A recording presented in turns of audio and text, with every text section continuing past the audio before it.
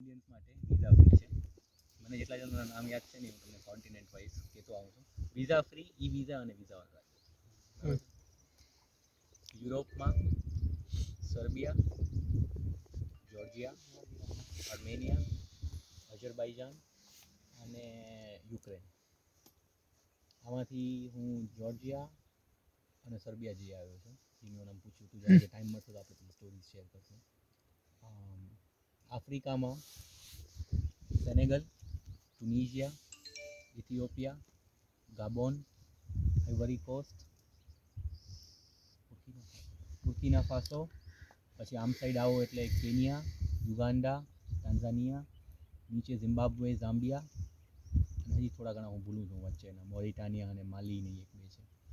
પછી આપણે આમ સાઈડ વચ્ચે આવીએ તો Jordan, UAE, Iran recently I think e visa કે વિઝા ઓન અરાઇવલ થઈ ગયું આપણા માટે. મોદી ગવર્મેન્ટે બીજું કંઈ કર્યું હોય કે ન કર્યું હોય, એના લીધે વિઝાસ ઘણા બધા સાથે આપણા સારા થઈ ગયા છે.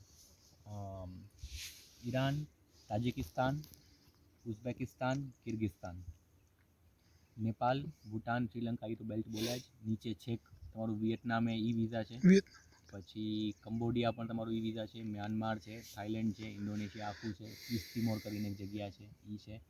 પછી હોમ સાઈડ તમે હાલ્યા જાઓ પેસિફિક આઇલેન્ડ્સ, તો નામે નહીં સાંભળ્યા તમે, વનાઉટ, સોલોમન આઇલેન્ડ્સ, નીસ, નિયુ, એ ટાઈપના બધા નાના નાના આઇલેન્ડ્સ છે. પછી આપણે અમેરિકાઝમાં આવીએ તો એલ સાલ્વાડોર, બોલિવિયા, બ્રાઝિલ, પણ બ્રાઝિલનું હજી ડાઉટફુલ છે કેમ કે હજી એક્ઝેક્ટ ક્લિયર નથી બ્રાઝિલનું. બ્રાઝિલ અને બસ આઈ થિંક આટલા જ છે એ સાઈડ. અને પછી આઇલેન્ડ્સ છે બધા, જમેકા, ટ્રિનિડાડ એન્ડ ટોબેગો, ફીજી, એ ટાઈપના. તો અગેન એક સ્ટોરી શેર કરીશ. ખબર તને બોલિવિયાવાળી ખબર? આપણે હતા ને તમારા ફાર્મ હાઉસ ઉપર કરી હતી ને તમે? બોલિવિયાવાળી કે સર્બિયાવાળી? બોલિવિયાવાળી હતી એ. સર્બિયાવાળી કરી હતી, પીઝા લેવા ગયો હતો. હા એ સર્બિયાવાળી એ બંને કરી હતી. તો હું જ્યારે સાઉથ અમેરિકા હતો ને ત્યારે એક વસ્તુ સમજજો, ઇન્ડિયન્સ માટે છે ને આ સેશન એટલે જ આજે કર્યો છે, ઇન્ડિયન્સ માટે વિઝા લેવું બહુ જ હાર્ડ છે. એટલે ઘણીવાર તમે ડિસ્કરેજ થઈ જશે कि नहीं फरू, छोड़ ने इंडिया में फरी कि वीज़ा नहीं मिलता. मेरे साथ ऐसा हुआ कि जहाँ जाऊँ, जिस एम्बेसी का दरवाज़ा खटखटाऊँ, हर कोई निकाल देता था कि नहीं दिल्ली जाके वीज़ा. ठीक है, ऐसे केस में जहाँ तहाँ से चलो लंबी सब कहानी छोटी करके ब्राज़ील पहुँच गया. ब्राज़ील के मैं समझ लो कि मैं ब्राज़ील के नागालैंड में था और बोलिविया कराची समझ लो. ठीक है, तो मैं ब्राज़ील के नागालैंड से फ़्लाइट लेके पहले कच्छ आया. फिर कच्छ में ही मैंने अंदर अंदर काफ़ी ट्रैवल किया. समझ लो कि अहमदाबाद से लेकर अपना गुजरात आया, अहमदाबाद से लेकर बॉर्डर तक मैंने बाय रोड ट्रैवल किया. सब कुछ करते करते 2 दिन कट गए. रात को एक जगह पे तो लाइक 2:30 बजे बस ने उतारा, सुबह 5 बजे 6 बजे बस थी. तो कुछ नहीं था, एक पेड़ था और नीचे बेंच भी नहीं, लाइक पत्थर का कई बार नहीं होता स्लैब होता है, तो वहाँ रात को सो गया मैं. और फुल डेंजरस एरिया था वो. अमेज़न के बारे में सुना है? पांतानाल के बारे में सुना है किसी ने? पांतानाल अपनी साला कमी है ये दुनिया की कि मेन ही पता होता है. पांतानाल नेक्स्ट लेवल क्रेजी है. मैं पांतानाल के चक्कर में गया था. पांतानाल में अगर आप गूगल पे देखोगे तो काम्पो ग्रांडे से एक पोर्टो जोफ्रा करके एक जगह है, उसका एक 42 किलोमीटर्स का पतला रोड है, दोनों तरफ पानी होता है. पांतानाल क्या है कि अपना सुंदरबन से कि मैंग्रोव नहीं है एग्जैक्टली, लेकिन पूरा वो पानी में रहता है और पानी में बीच बीच में छोटे छोटे आइलैंड ऐसे. अमेज़न लोग जंगल देखने जाते हैं, पांतानाल लोग वाइल्ड लाइफ देखने जाते हैं. मैंने उस 42 किलोमीटर के रोड पे सस्ते के चक्कर में मैं वहाँ पे एक्टिवा बाइक ढूंढ रहा था एयरपोर्ट पे. उन्होंने मुझे क्या बोला पता है? आप गाड़ी लेके जाओगे ना, पूरे 42 किलोमीटर के रोड पे 3 से 4 स्टॉप आएंगे, उसके अलावा आप गाड़ी से उतर भी नहीं सकते. मैंने कहा ऐसा क्या है? मैंने कहा दोनों तरफ मगरमच्छ, रोड की दोनों तरफ. और सही में एक दो नहीं, पूरे 42 किलोमीटर मगरमच्छ लाइन से अपना धूप सेक रहे हैं. 3 या 4 बीच में वो छोटे छोटे एलिवेटेड ढाबे आते हैं, वहीं पे तुम रुक सकते हो. वो भी पानी से ऊपर बनाए गए हैं कि मगरमच्छ पहुंच नहीं पाए वहाँ तक, तो वहाँ पे तुम खाना पीना कर सकते हो. तो मैं पांतानाल के चक्कर में गया था, पांतानाल निपटा लिया, फिर मैंने कहा अब वो थोड़ा सीज़न भी नहीं था सही जाने का, तो अब चलते हैं बोलीविया। बोलीविया वीज़ा अभी मैंने बताया, ये स्टोरी इसलिए मैं कह रहा हूँ कि अभी मैंने बताया कि वीज़ा ऑन अराइवल है या वीज़ा फ्री है। मैं चढ़ा ब्राज़ील की बस में, ब्राज़ील से बोलीविया की बस में बैठ गया। फिर मुझे लगा कि अब ये बस बॉर्डर क्रॉस करके कहीं इमिग्रेशन के लिए लैंड जो बॉर्डर क्रॉसिंग है ना वो बहुत अलग है एयर बॉर्डर क्रॉसिंग से, बहुत ही वियर्ड होती है लैंड, क्योंकि लैंड में कोई तुम्हारा हाथ पकड़ के ले नहीं जाता तुम्हें। फ्लाइट में तो क्या है कि तुम जा ही नहीं पाओगे जक मार के, लैंड में तो ऐसा है कि अब जंगल है, तुम कभी यहाँ से चले गए वहाँ से चले गए। वो बस साला रुकी ही नहीं, क्योंकि वो बस टूरिस्ट लेते ही नहीं, और लोकल इन लोगों को थप्पा लगवाना नहीं पड़ता, इंडिया नेपाल जैसा है। बस सीधा रुकी 12 घंटे बाद उसके नियरेस्ट सिटी में। वहाँ अब रात में बस में एक वेनेजुएलन लड़के से दोस्ती हो गई, साथ खाना खाया, गप्पे मारे पूरी रात। और वो अपने साथ, उससे दोस्ती क्यों हुई, वो अपने साथ एक कुत्ता लेके चल रहा था, गली का कुत्ता, वो भी कहाँ से, उरुग्वाई से, नहीं अर्जेंटीना से। अर्जेंटीना से उस कुत्ते को उरुग्वाई लाया, उरुग्वाई से वो कुत्ते को ब्राज़ील लाया, और ब्राज़ील से फिर अभी वो बोलीविया घुसा रहा था। अब किसको पता है कि कुत्ते का भी पासपोर्ट बनता है, पता है कुत्ते का पासपोर्ट बनता है। कुत्ते का ट्रैवल हमसे ज़्यादा मुश्किल है, उसको सारे वैक्सीनेशन दिखाने पड़ते हैं, ये इंजेक्शन लगवाया है, ये इंजेक्शन लगवाया है, ठीक है, तब उसको जाने मिलता है। ये भाई साहब लेके घूम रहे थे, तो मैं खुश हो गया, मैंने कहा यार बंदे में दम है। रात भर बातचीत की, सुबह हम उतरे। मैं 2 दिन से या 3 दिन से लगातार ट्रैवलिंग में था, लेकिन ऐसे ही मैं सो रहा था रास्ते में, जहाँ रुक गया वहाँ सो गया, ऐसे करके। सुबह बस से उतरे तो उसको इंटरपोल वालों ने धर लिया, उस बंदे को, वेनेजुएला वाले को। तो उसको देख के बोलते हैं कि बस तो ब्राज़ील से आई है, मतलब कुत्ता भी ब्राज़ील से आया है, बोले इसका पासपोर्ट दिखाओ। और मैंने कहा कि ये तो पूरा था। तो मैं भी ऐसे ही, मैंने कहा चलो अब यारी दोस्ती दिखाते हैं। तो मैं गया, मैं उसके साथ स्पेनिश में बात कर रहा हूँ कि क्या हो गया, कुत्ता ही तो है बेचारा, ऐसा थोड़ी ब्रीड वाला कुत्ता है, गली के कुत्ते को लेके घूम रहा है, जाने दो। तुम कहाँ से आए हो? थप्पा कहाँ है? थप्पा कहाँ है? तुम कहाँ से आए हो? तो मैंने कहा कि मैं तो ब्राज़ील से आया हूँ। तो बोलते नहीं, वैसे कहाँ से आए हो? मैंने कहा इंडिया से। मैं पासपोर्ट दिखाओ, मैंने पासपोर्ट धर दिया, मैंने कहा लो देखो, पूरा पासपोर्ट छाना। बोला इसमें वीज़ा कहाँ है? मैंने कहा वीज़ा तो यहाँ आके लगेगा ना, वीज़ा फ्री है इंडिया वालों के लिए। तो बोला तुम्हें पता है तुम कैसे आए हो? मैंने कहा हाँ बस लेके। उसने कहा वीज़ा कहाँ लगता है पता है? मैंने कहा कहाँ? कहता है 2 एयरपोर्ट पे। अगर तुम फ्लाई करके आओ तो ही वीज़ा मिलता है, बाय लैंड आओ तो वीज़ा नहीं मिलता तुम्हें। ये चक्कर थाईलैंड कंबोडिया वगैरह में भी है। जैसे कई बार अगर कोई इंसान अगर थाईलैंड पहुंच गया, उसको बाय रोड कंबोडिया जाना है, तो इंडिया वाला जो ई वीज़ा है वो नहीं चलता, वो तुम्हें अलग से वीज़ा लगवाना पड़ता है। मुझे तो पता ही नहीं। मैंने कहा नहीं तुम तो झूठ बोल रहे हो। तो बोलता है नहीं ऐसा ही है, उसने मुझे दिखाया ऑनलाइन कि सांता क्रूज एयरपोर्ट और बोलीविया एयरपोर्ट, जो नहीं लापाज एयरपोर्ट, इन दोनों पे ही वीज़ा लगेगा, बाकी तो तुम्हें वीज़ा लगवा के आना है। मैंने कहा आप क्या करेंगे? तो बोला तुम्हारे पास वीज़ा तो है नहीं, तुम्हारे पास इमिग्रेशन स्टैम्प भी नहीं, और तुम 250 किलोमीटर अंदर आ गए कंट्री में, तुम्हें पता है कि ये बहुत बड़ा क्राइम है। तो मैंने कहा हाँ। तो अभी समझ आ रही है। तो बोला आओ तुम रूम में आओ। तो फिर उनका क्या था, अपने जैसा बस स्टेशन हो ना वैसे ही रन डाउन बस स्टेशन होता है बिल्कुल। तो उसमें एक छोटा सा इंटरपोल का ऑफिस था। ये सांता क्रूज जो है वो ब्राज़ील से एंट्री गेटवे है बोलीविया का। वहाँ ले गए मुझे अंदर, बिठाया, 2 लोग थे इंटरपोल वाले। तो मुझे बोलते हैं कि अब तो $200 लगेंगे। तो मैंने कहा कि अब मुझे स्पेनिश नहीं आती। तो वो मुझे बोल रहे थे अब तक तो तुम बोल रहे थे स्पेनिश में बात कर रहे थे। तो मैंने कहा उतनी आती थी मेरे। तो मैंने कहा अब ख़त्म हो गई। तो वो कह रहे $200 लगेंगे। तो मैं उसको कह रहा हूँ मुझे समझ ही नहीं आ रहा तुम क्या बोल रहे हो। फिर उसने क्या किया, वो कहीं से बंदा ढूंढ के लाया, ट्रांसलेटर कि जिसको इंग्लिश आती है। तो उसने उसको व्हाट्सएप कॉल किया अपने फ़ोन से, और फिर उसको बोल रहा है कि मुझे समझाओ कि $200 तो देने पड़ेंगे वरना ये जाने नहीं देंगे। तो वो बंदा मुझे फ़ोन पे कह रहा है कि $200 तो तुम्हें लगेंगे वरना ये पुलिस वाले जाने नहीं देंगे। तो मैं उसको समझा रहा हूँ, मैं तुम इनको समझाओ कि मैं तो नहीं दे रहा $200। मैंने कहा कुछ भी हो जाए मैं $200 नहीं दे रहा। तो बंदा मुझे बोल रहा है कि तुम्हें पता है इंटरपोल वाले हैं, ये दो, एक छूट नहीं पाओगे। मैंने कहा चलो हमारा तुम्हारा काम हो गया। मैंने कहा कि अब हम स्पेनिश फिर से सीख लेंगे। तो उसका फ़ोन रखा और फिर मैं वापस इनके साथ स्पेनिश में करके लगा रहा हूँ। देखो यार ये $200 तो बहुत ज़्यादा अमाउंट हो गई, ये तो पॉसिबल नहीं है मेरे लिए। तो वो मुझे बोलते हैं कि क्या करें। मैंने कहा $20 देता हूँ। तो बोला सीधा तुम 200 से 20 पे कहीं पहुँच गए। तो मैंने कहा कि 30 ही तो डॉलर है मेरे पास, उससे ज़्यादा मैं लेके नहीं आया हूँ, तो 20 तुमको देता हूँ। तो मुझे बोलते बाकी 10 का क्या करोगे। तो मैंने कहा कि यार मैं 2 दिन से घूम रहा हूँ, खाना भी नहीं खाया अच्छे से, भूख लगी है और मैंने कहा कॉफ़ी पीने का मन कर रहा है। बोलता है अपने सीनियर जूनियर थे ना, तो जूनियर को बोलता है जाओ कॉफ़ी और नाश्ता लेके आओ इसके लिए। फिर वो कॉफ़ी नाश्ता ले आया, मुझे कॉफ़ी पिलाया। फिर मुझे लगा कि अरे यार ये तो सही है। मैंने कहा बंदा अब तो ये सेट हो गए, वो बकरे को हलाल करने से पहले खिला रहे हैं। 3 से ठीक है? 30 हाँ, अब वो बंदा आके मुझे बोलता है कि उसने मुझे ऐसे दिखा, फिर उसने मुझे 2 ऐसे बड़े-बड़े कल्ले मुस्टंडों के फ़ोटो भेजे थे। मुझे बोलते हैं ये देखो इन दोनों को हमने जेल में डाला था पिछली बार। तो मैंने कहा क्यों? तो बोलते ये भी इल्लीगली क्रॉस करके आ गए।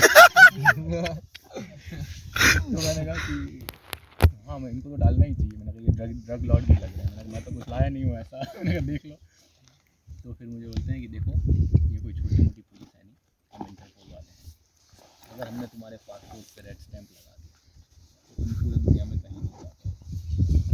मैंने कहा कोई बात नहीं, इंडिया घूम लेंगे। इंडिया में भी बहुत है घूमने को। मैंने कहा अब हम पैसे तो नहीं दे रहे, $20 देंगे। 2 घंटे हमारी बातचीत चली। ठीक है, थोड़ी देर में वो थक जाते हैं, वो जाके बैठ जाते हैं। उनको लगता है कि मैं बोल दूँगा ठीक है चलो $100, मैं भी बैठा रहता हूँ। पूरा वैसे वेटिंग गेम चल रहा है वहाँ पे। फिर वो दोनों आएंगे। एक और बार वो बंदा कॉफ़ी लाया मेरे लिए। मैंने कहा कि कॉफ़ी चढ़ी नहीं, वो एक और बार कॉफ़ी लाई। फिर फाइनली मैंने उसको बोला देखो $25। मैंने कहा 30 तो पूरे तब भी नहीं दूंगा मैं। मैंने कहा $5 तो चाहिए मुझे यहाँ से जाने के लिए। तो उसने कहा ठीक है, $25 में वो माने और फिर मैं वहाँ से गया।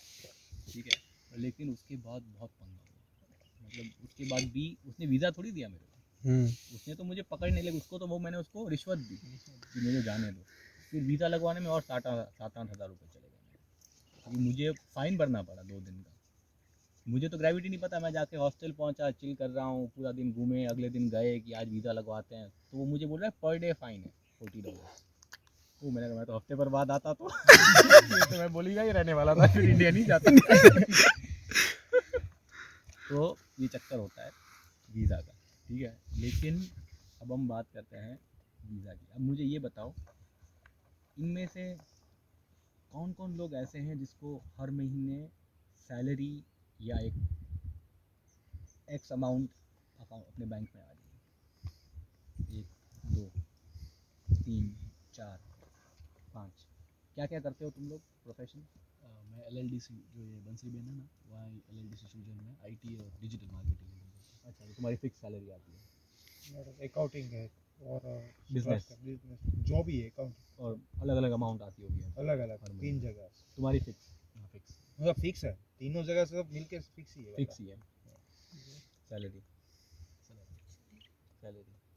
बाकी कौन कौन क्या क्या करता है? हाँ, फोटोग्राफी में fashion and product and cinematography. And you earn out of it? कुछ नहीं, fashion passion. Product businessman thank you.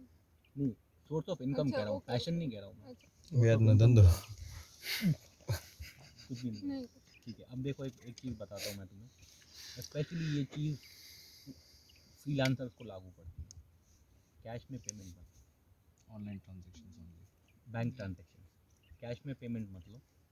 ठीक है, कुछ भी कर रहे हो तुम पेंटिंग भी बेच रहे हो, कैश में मत लो, ऑनलाइन ट्रांजेक्शन करो। नंबर 2 कि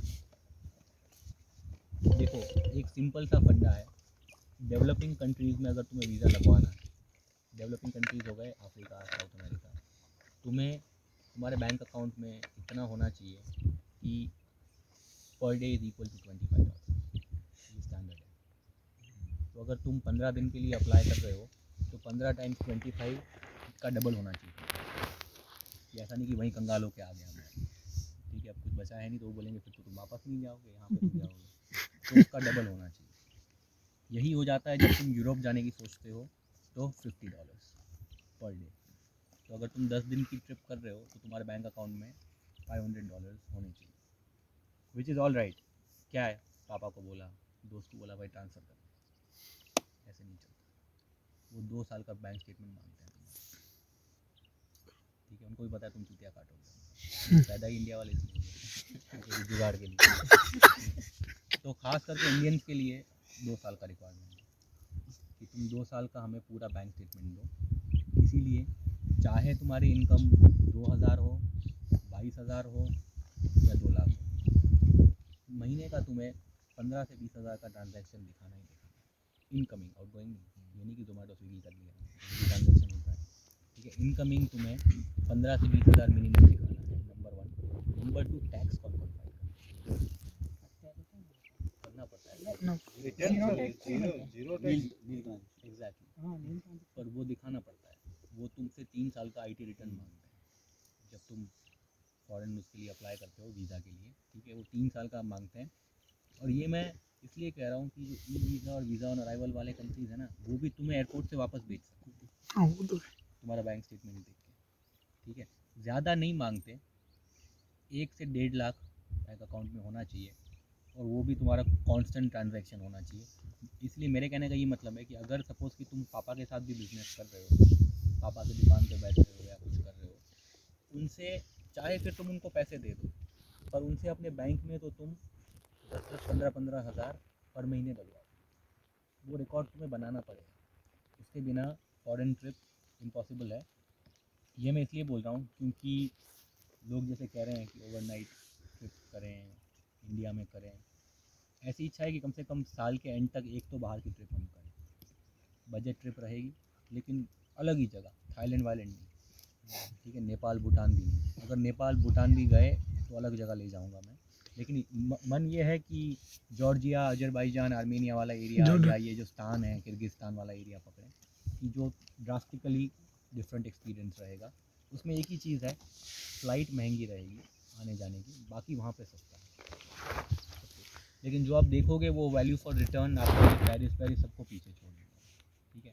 लेकिन ये करने के लिए ये चीज़ें करनी पड़ेगी आपको कि कांस्टेंट। सबसे पहले तो आईटी रिटर्न फाइल करो सर, अभी से आप अपना आईटी रिटर्न का प्रोफाइल बनाना शुरू करो, और साथ साथ ट्रांजैक्शंस लेते रहो। बैंक में अगर पैसे और ट्रांजैक्शन लो, लेकिन फिर ये मत करो कि हर जगह जाके गूगल पे कर रहे हो। वहाँ पे सब जगह पे आप कैश रखो transaction. Incoming should be on paper, outgoing should be cash. वो तुम्हारा पड़ा है, कंसिस्टेंटली चले आ रहा है, क्योंकि वो बहुत हेल्पफुल होगा तुम्हें कहीं पे भी घूमने जाने में, अब्रॉड जाने में। और इसमें कैसा है कि 5-6 अलग अलग कंट्री के स्टैंप लग गए ना, फिर वो परवाह नहीं करते।